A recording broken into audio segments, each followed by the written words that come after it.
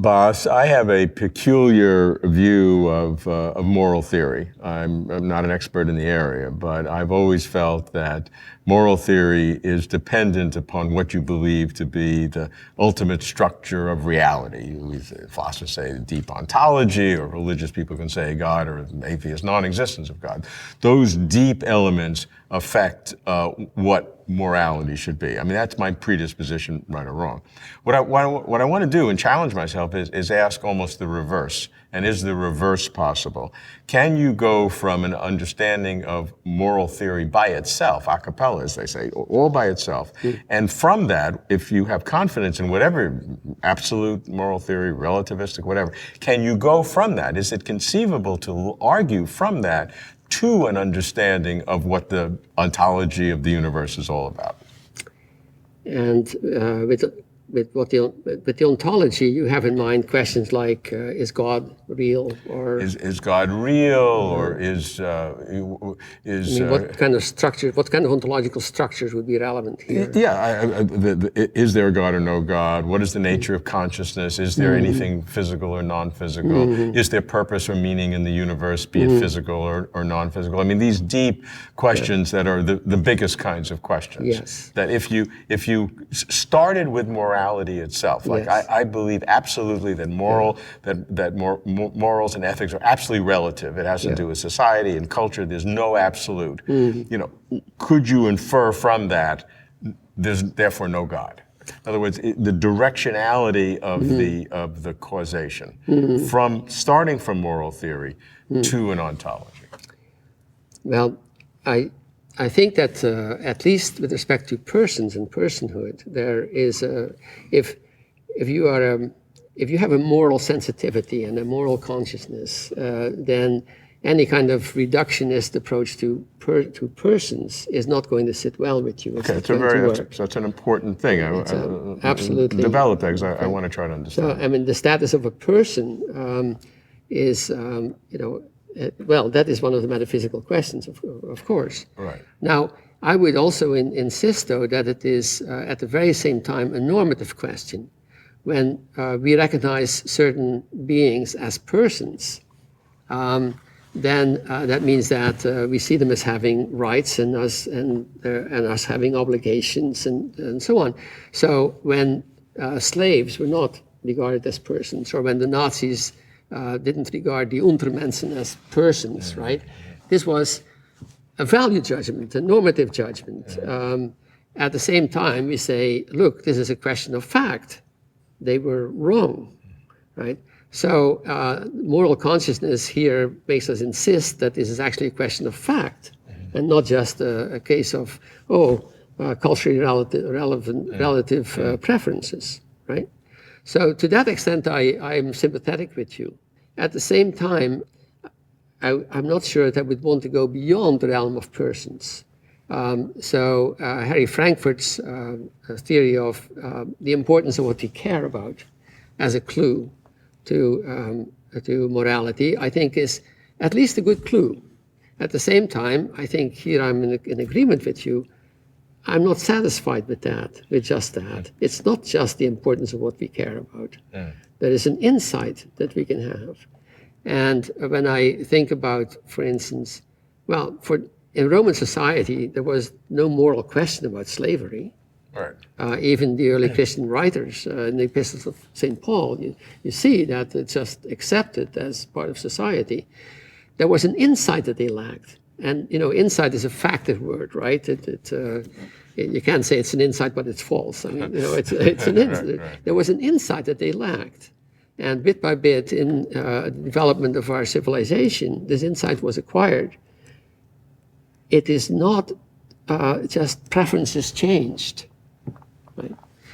But again, if you're willing to think of the question of personhood as being part of the ontological structure of the world. Absolutely is. Yeah. There's no question that, as we as persons are looking at the big questions, whether it's God or the nature of consciousness, personhood is exceedingly important in that. So absolutely that goes into the pantheon of ultimate questions. So to that extent, then I will go with you. On the other hand, if we put it in terms of God, then I would say the very same question, does this about morality lead to the existence of God? It has to be the same as the contrapositive. If God doesn't exist, then is morality a sham? If God doesn't exist, then anything goes. And I think, no, that's not true. Because if God didn't exist, we would still have each other. Yeah, so following that line, does that mean that morality, however you define it, has some absolute characteristic? And that would be true, as philosophers say, in every possible world. So is there some aspect of morality that's necessary? I think it is so much connected, so much involved, entangled with the concept of person, that we can't have person language without moral language. That normativity absolutely permeates our conception and our talk of right. persons. I absolutely agree with that. That if you have morality, it leads to personhood. You can't have personhood without the morality. I'm not sure we get to where morality has a necessary existence of itself, because now we're depending the morality a little bit on the personhood. Because let me tell you what, if I believe that morality had an absolute value that was somehow stamped into the fabric of reality, irretrievably, it's there intrinsically, then I would believe that it's impossible logically to infer the existence of God from an absolute morality. Because if it's an absolute morality, then God exists or not exists, it's still absolute. It's necessary, it has to be there. Is that correct thinking?